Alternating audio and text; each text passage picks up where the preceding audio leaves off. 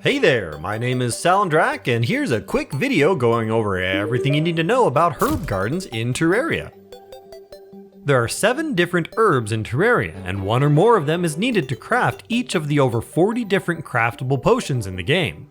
And given these potions provide all sorts of buffs, including combat, fishing, movement, mining, and other aspects of how you play the game, you are going to want a good garden in order to support your potion chugging needs. To get started, you'll need to gather the seeds for the herbs by finding the herb plants growing in the wild and hitting the plants with any weapon or tool when they are in bloom.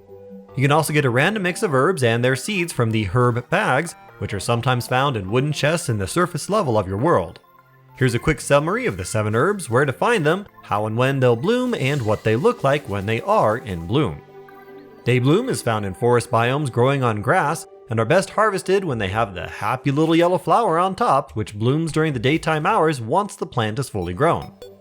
Shiverthorn grows anywhere in the snow biome, and is best harvested when it has a big bluish-white flower on top. It blooms once fully grown after a random amount of time, but stays in bloom until harvested.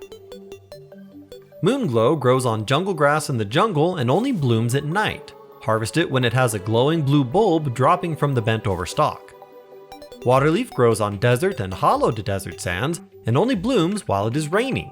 It will look kind of bushy when it is in full bloom and will have little bubbles that come up every now and then. Blinkroot grows on dirt and mud blocks that don't have any grass of any kind and are most commonly found in the underground and cavern layers where grass don't grow.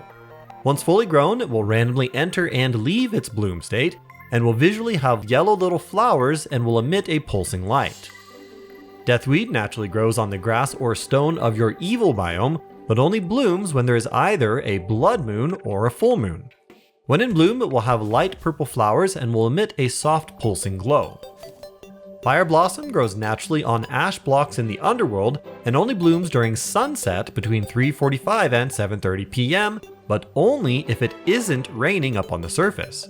When in bloom, it will have a red flower on top, will illuminate the area, and will periodically emit small sparks that fly upwards.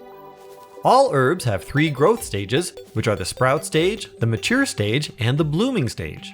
Destroying a sprout yields nothing, harvesting a mature plant yields 1 herb but no seeds, and harvesting a blooming plant will yield 1 herb and 1 to 3 seeds. If harvesting with the Staff of Regrowth found in the jungle or its upgrade, the Axe of Regrowth, your herb yield will be randomly 1 to 2 herbs, and the seed yield will increase to 1 to 5 seeds.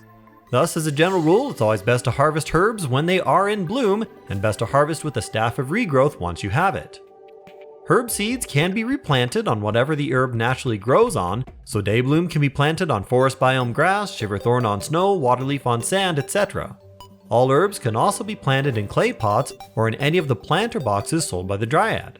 Note that the different planter boxes sold by the Dryad after certain bosses are defeated are purely cosmetic, and all herbs can be planted in each of the different boxes, and the various boxes have no impact on the growth of whatever is planted in them. Similarly, all herbs will grow no better in planter boxes than they do in clay pots or on their native block types. The big advantage of planter boxes, though, is that they function like platforms and allow you to move through them, and they prevent the herbs from being destroyed by weapons and tools swinging or otherwise hitting the area. Clay pots also protect herbs from weapons and swinging tools like the planter boxes do, but unlike planter boxes, which can be planted free-floating like platforms, clay pots must be placed on something else, such as a platform. Also, at 5 clay per pot, it would require a lot of clay to make a full herb garden, whereas planter boxes are pretty cheap when purchased from the Dryad. Contrary to intuition, planted herbs do not require any amount of light to grow, and it doesn't matter if there are background walls present or not. That said, many herbs grow faster at the surface level than they do in the underground or cavern layer, so if building an herb garden, it works best if placed in the surface layer of your world. And I highly recommend that you do build a herb garden as soon as you have the Dryad, and it's not a bad idea to start cultivating seeds using clay pots or native ground types even before the Dryad shows up. Since you are going to want a lot of herbs throughout a playthrough, I find that around 15 to 20 planter boxes dedicated to each of the 7 herbs generally works pretty well. This particular setup uses wooden beams for the uprights and has 15 of each herb except Blinkroot, which has 30. This is because Blinkroot has the most sporadic blooming pattern, so planting more of this herb will help it keep up with the others. I like to set up 2 chests nearby, one to hold all my herbs and other potion ingredients, and the other to store crafted potions and my stockpile of seeds. I also place my flask and potion crafting stations within reach of these chests. It can be really handy to get 2 staffs of regrowth, that way you can harvest your grown herbs, replant, and then press your sort to nearby chests button and everything, including the staff, will go into their respective chests. And that's pretty much all you need to know about herb gardens. If you found this video helpful or informative, please hit that like button and check out the linked playlist for more Terraria guides. Thanks for watching, and I'll see you in the next one. Cheers!